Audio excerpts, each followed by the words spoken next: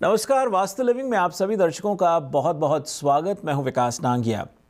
दर्शकों, साल 2024 धीरे धीरे रफ्तार पकड़ता चला जा रहा है और ऐसे में बहुत से लोगों ने अपनी अपनी अलग अलग विचित्र परिस्थितियों के बारे में हमें लिखा है।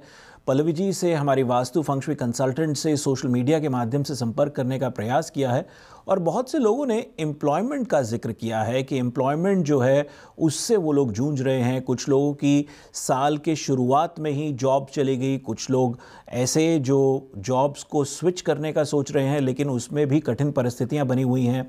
तो जॉब हाथ से चले जाना, नई जॉब नहीं मिलना, ऐसे में वास्तु आपकी किस तरह से मदद कर सकता है, इसी को एक विषय अनुसार लिए हुए आज हम अपनी वास्तु और फंक्शुई कंसल्टेंट पल्लवी जी से एम्प्लॉयमेंट एंड वास्तु 2024 विषय पर बातचीत करेंगे।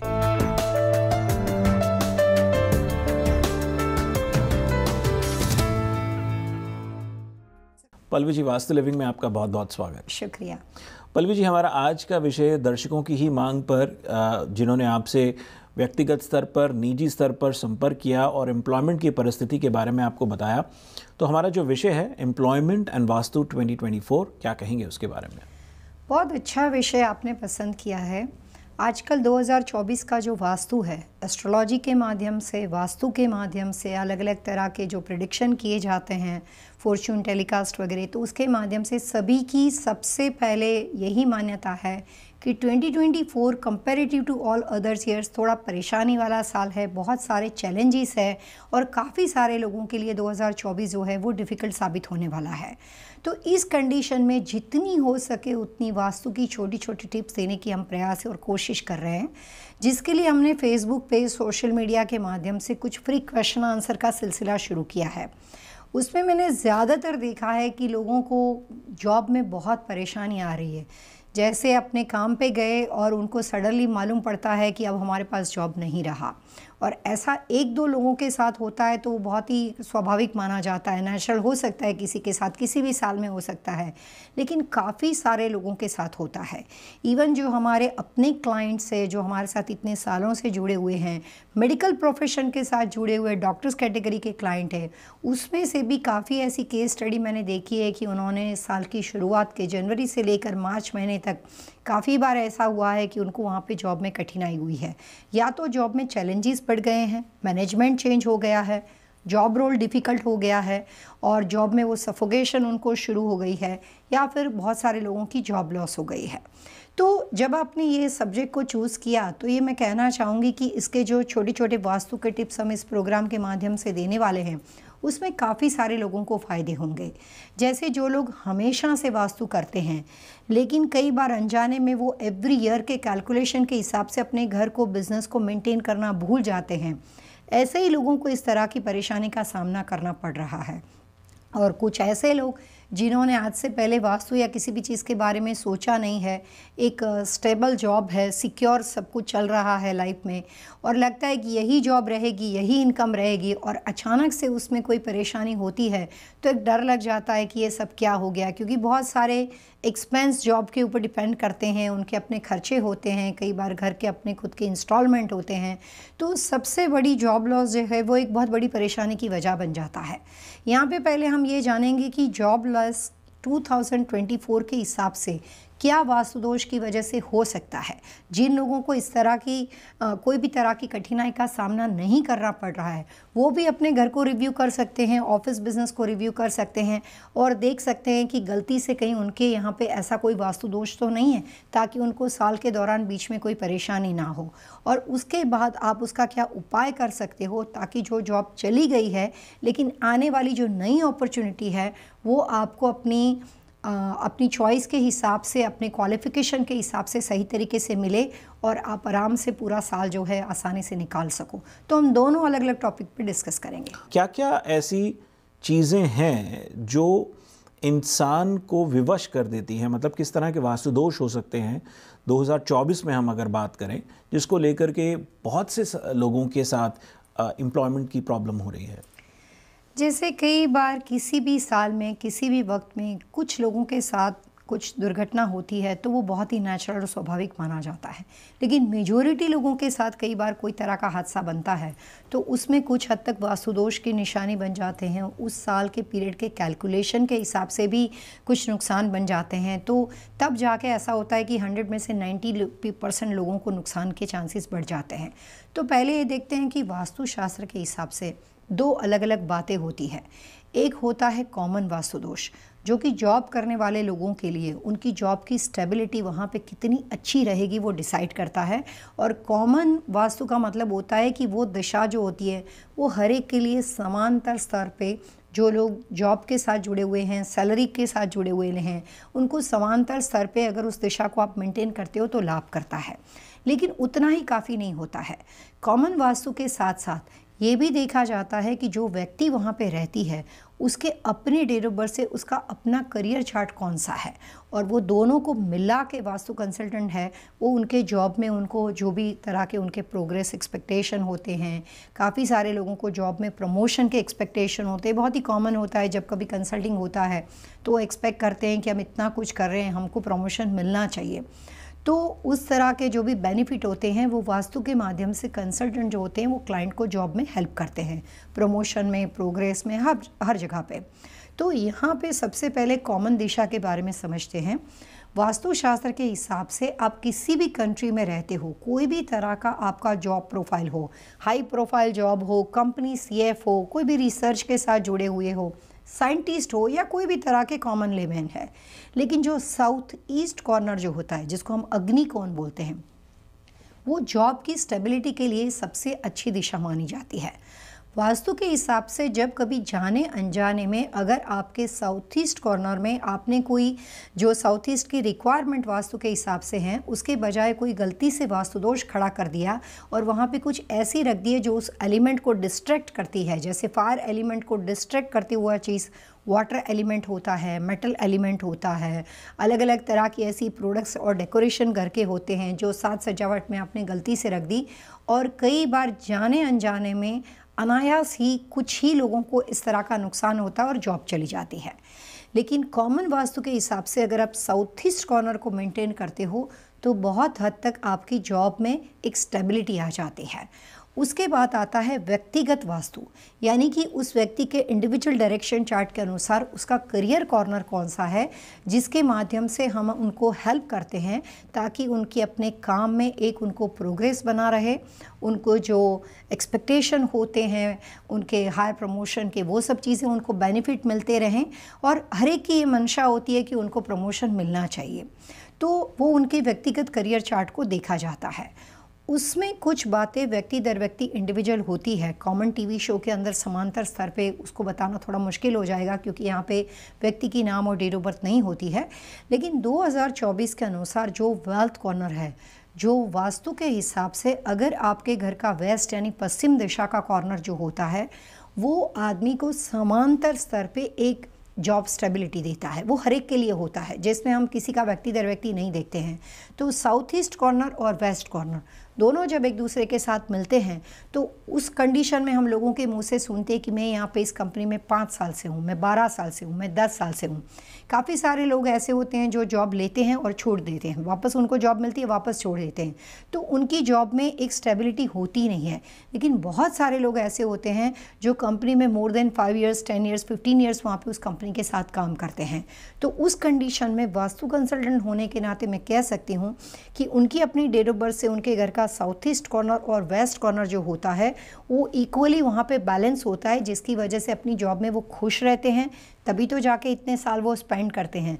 फाइनेंशियल उनको स्टेबिलिटी मिलती है, उनको प्रोग्रेस मिलता है, इन्वायरमेंट उनके लिए हेल्थी होता है, एक फैमिली की तरह माहौल बन जाता है, तब जाके हम किसी भी कंपनी में लंबे अरसे तक बने रहते हैं। तो साउथ ईस्ट और वेस्ट का जो कॉम्बिनेशन होता है वो लॉन्ग टर्म जॉब में स्टेबिलिटी के लिए बहुत अच्छा माना जाता है। और यही कॉम्बिनेशन अगर आप रिटेल बिजनेस के साथ जुड़े हुए हो, आपका खुद का बिजनेस है और आप अपनी कंपनी में सेल्फ एम्प्लॉय हो, तो वहाँ पे भी बात वही होती है कि आप अपनी कंपनी से सैलरी उठा रहे हो। जी। तो जिस कंपनी में बहुत सारी पार्टनरशिप नहीं होती है और सोलो अगर ओनर होता है और वो सेल्फ एम्प्लॉय होता है, जो WT उसको मिलता है, तो उनके लिए भी साउथ ईस्ट और वेस्ट का जो कॉम्बिनेशन होता है वो अपने काम में बरकत या अपना जो भी बिज़नेस होता है उसके अंदर वहाँ पे उसको स्टेबिलिटी रहती है। बहुत सारे नेबरहुड के अगर आप स्टोर देखेंगे, गैस स्टेशन है, लिकर स्टोर बिजनेस है, वो वन मैन शो पे चलते हैं या एक ही ऑनर होता है जो बहुत सालों से बिज़नेस को रन करता है, तो वो लोग भी अपनी कंपनी में W2 यानी कि एम्प्लॉयमेंट पे होते हैं।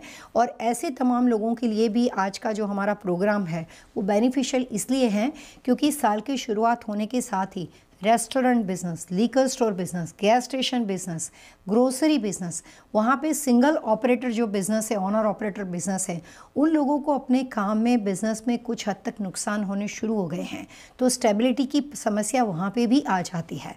तो साउथ ईस्ट और जो वेस्ट होता है वो आपके घर में अगर आपको दोबारा जॉब लेनी है या कोई भी तरह की जॉब की समस्या है तो आपको सबसे पहले अपने प्रॉपर्टी को रिव्यू करना है। आपका घर रेंटल हो या आपका खुद का हो तो आपको उसको रिव्यू करना है। अगर आप अपने बिज़नेस में ऑनरशिप, मतलब आप वहाँ पे अपना ग्रोसरी कोई भी बिज़नेस रेंटल हो, आप वहाँ पे उसको ओन करते हो, तो वहाँ पे भी आपको साउथ ईस्ट और वेस्ट कॉर्नर को देखना है। और उसमें सबसे पहले ये देखना है कि साउथ ईस्ट कॉर्नर में कोई भी तरह के 2024 के नियम के अनुसार नेचुरल प्लांट नहीं होने चाहिए, कोई भी तरह के वाटर एलिमेंट नहीं होने चाहिए, बाथरूम की कोई भी व्यवस्था नहीं होनी चाहिए, incoming water position south east corner में नहीं होनी चाहिए। अगर ये तीनों चीज़ें हैं तो 2024, 2025 और 2026 आने वाले 3 सालों तक आपको अपने जॉब में, जो काफ़ी टाइम से अगर आप स्टेबल जॉब में हो फिर भी वहाँ पे आपको बहुत ज़्यादा ऑब्स्टिकल दिखाई देंगे। और ये 3 साल तक, अगर आपने 15 साल से जॉब नहीं बदली है तो ये 3 सालों में आप 30 बार जॉब बदल सकते हो। मतलब आपको कहीं पे भी जाके एक बोलते हैं ना कि एक स्टेबिलिटी नहीं मिलेगी, तो आपको बहुत सारे ऑब्स्टिकल और चैलेंजेस का सामना करना पड़ेगा।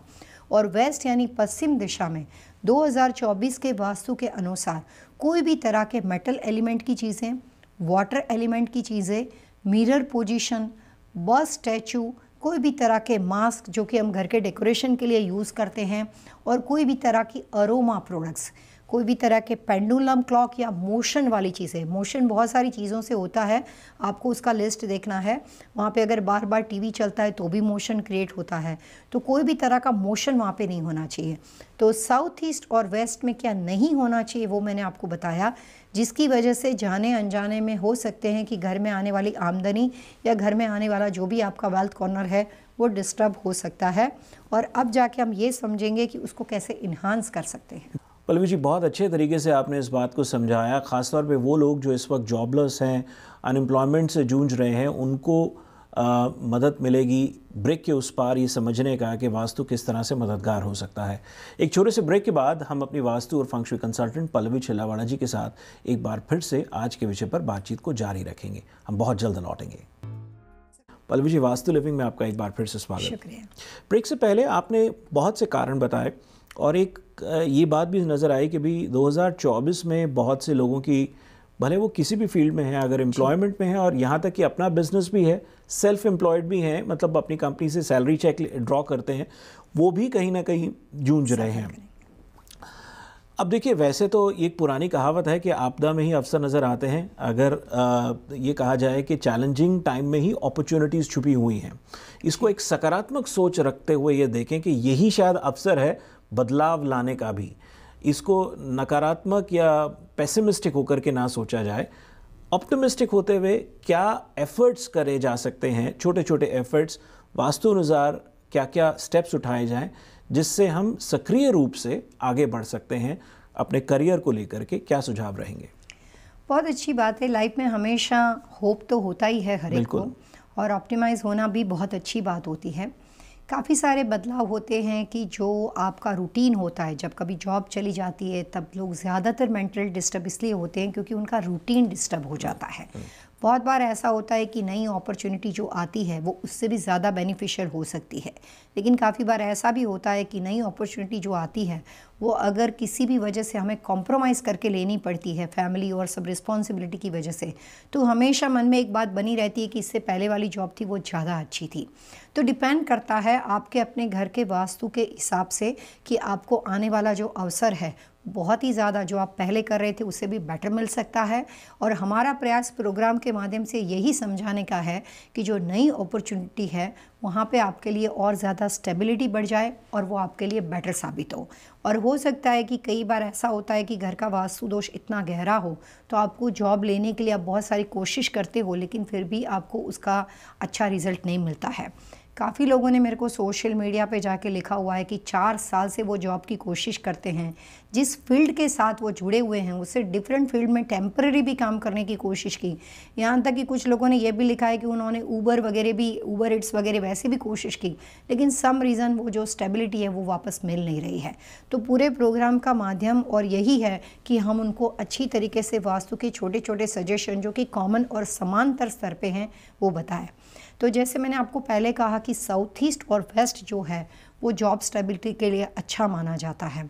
वास्तुशास्त्र के हिसाब से हर दिशा किसी न किसी ग्रह के साथ जुड़ी हुई है और हर दिशा का अपना एक नेचर है, उसका एक अपना एलिमेंट है।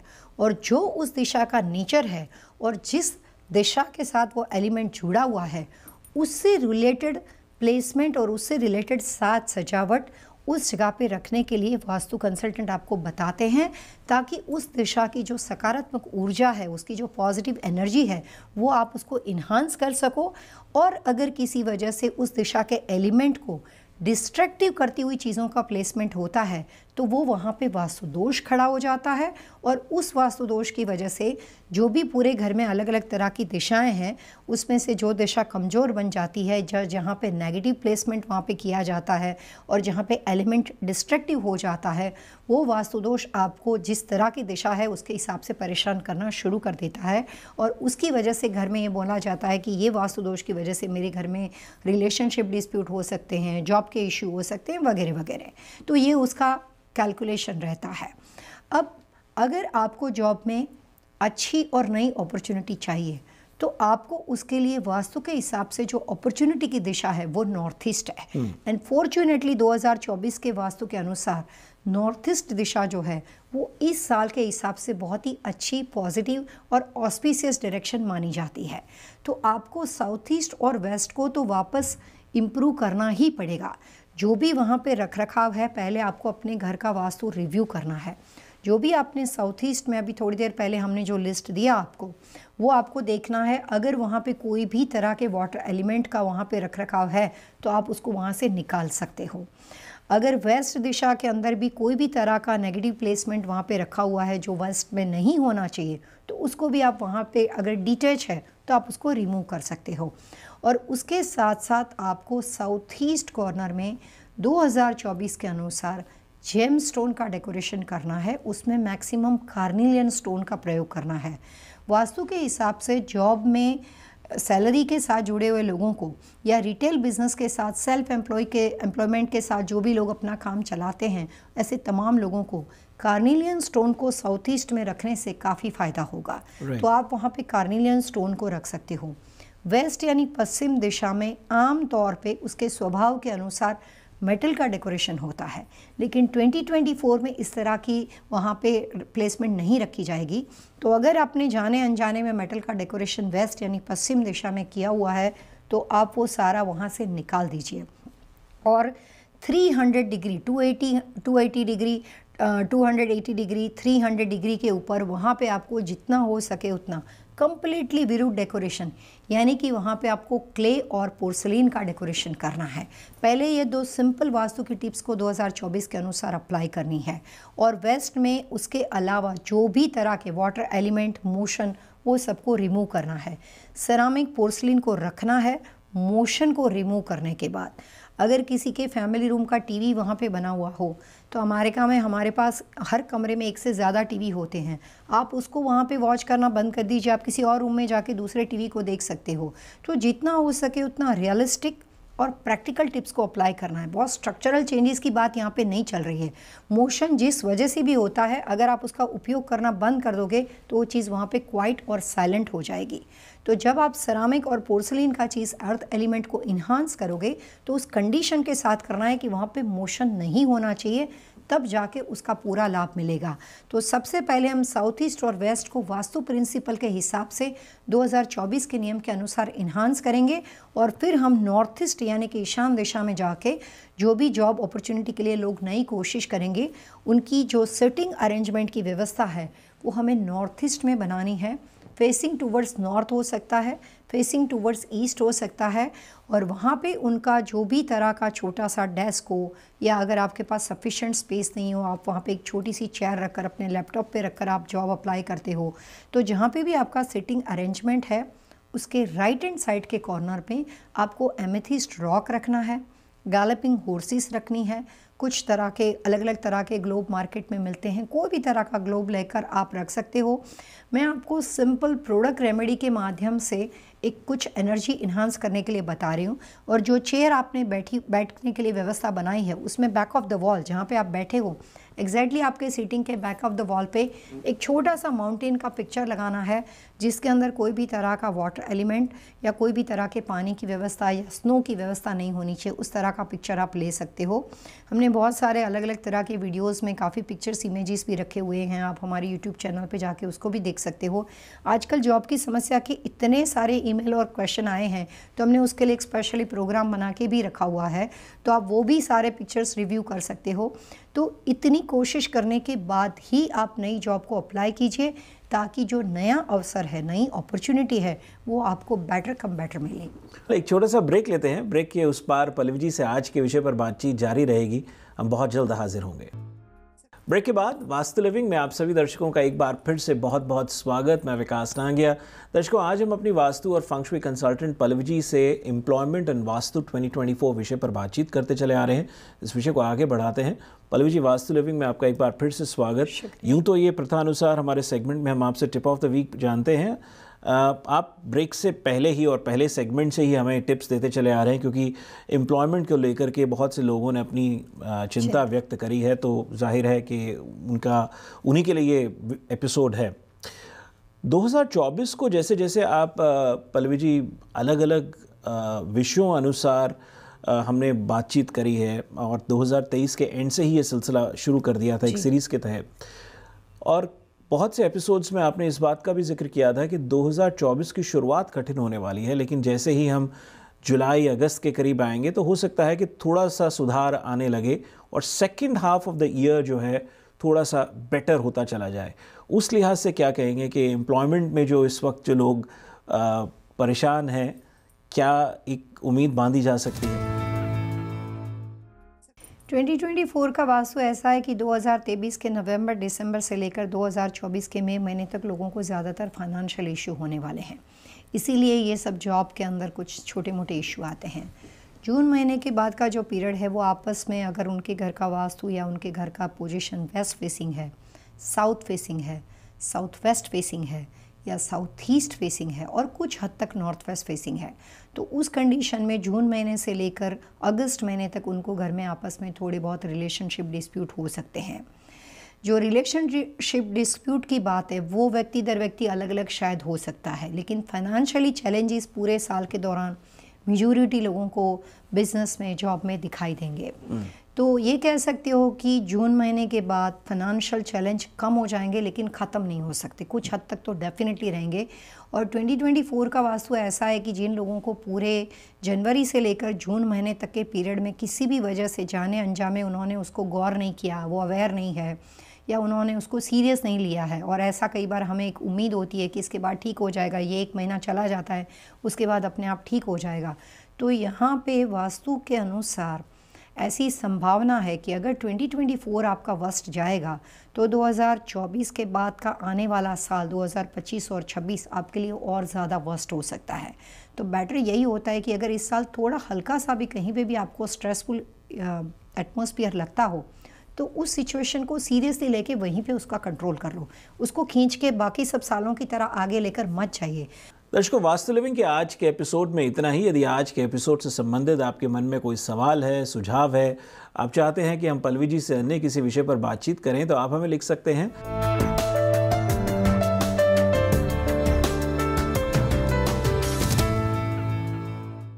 पल्लवी जी, अगले अंक तक के लिए आइए, दर्शकों से मिलकर के आज्ञा लेते हैं। Wish you all happy vastu living.